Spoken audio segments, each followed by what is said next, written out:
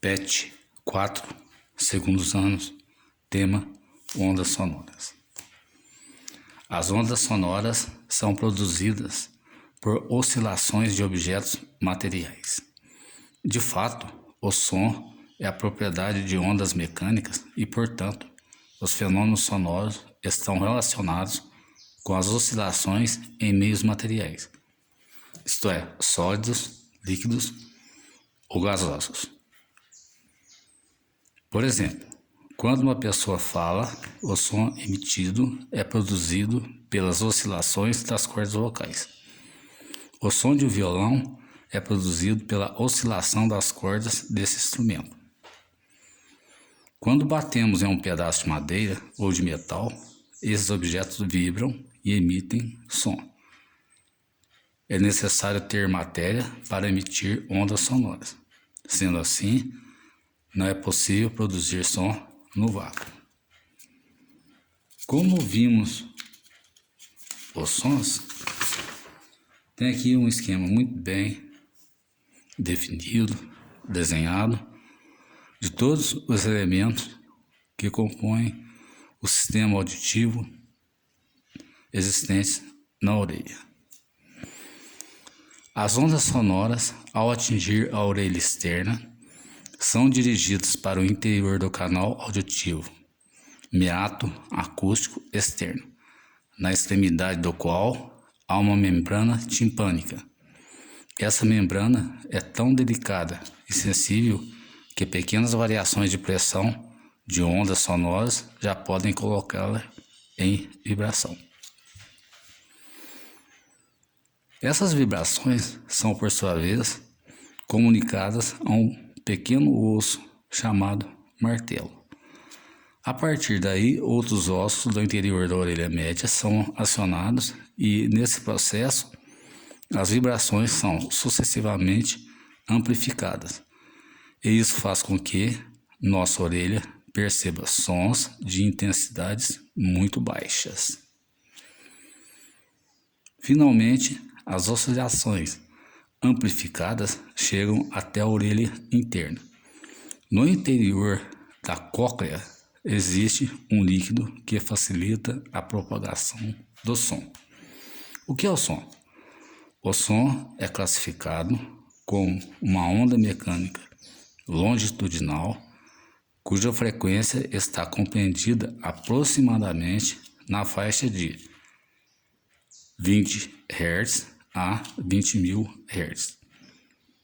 Uma onda longitudinal propagando-se com frequência abaixo de 20 Hz é denominada infrassom, e aquelas cujas frequências estão acima de 20.000 Hz são denominadas ultrassom.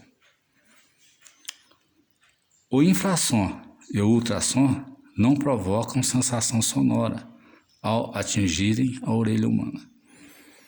Entretanto, alguns animais são capazes de perceber o ultrassom, como por exemplo, cachorros, morcegos e golfinhos. O morcego consegue voar no escuro sem colidir em algum objeto, porque emite um ultrassom que, após ser refletido pelo obstáculo, volta a ele, possibilitando a localização desse objeto.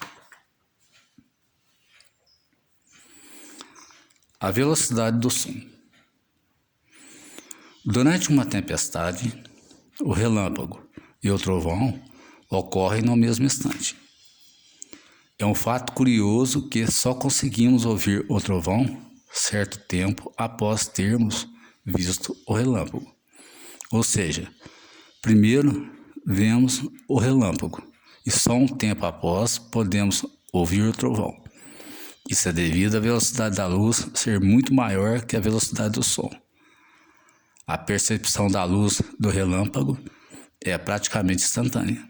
O intervalo entre a percepção do relâmpago e a do trovão é o tempo que a onda sonora leva para chegar até nossas orelhas. Intensidade do som é uma propriedade da onda sonora que está relacionada com a energia que a onda transporta. Mas, Para todos os fenômenos ondulatórios, quanto maior a energia transportada, maior a amplitude da onda.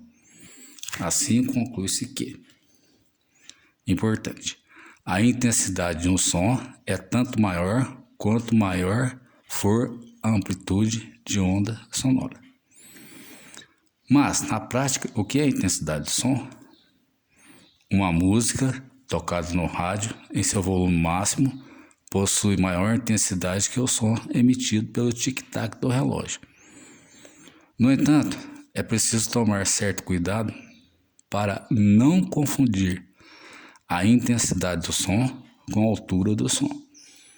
São duas propriedades distintas. A altura do som. A altura do som é a propriedade da onda sonora que está relacionada com a sua frequência. Podemos distinguir os sons graves de sons agudos. O som grave, como emitido pelos tambores, é de maior frequência e, portanto, é um som baixo. Já no emitido pelas cordas de um violino, é um som agudo, de maior frequência e, portanto, é um som alto. A frequência de um som caracteriza a sua altura. Vem após as nossas atividades, me enfim, estou aguardando. Tchau, tudo de bom. Muito obrigado.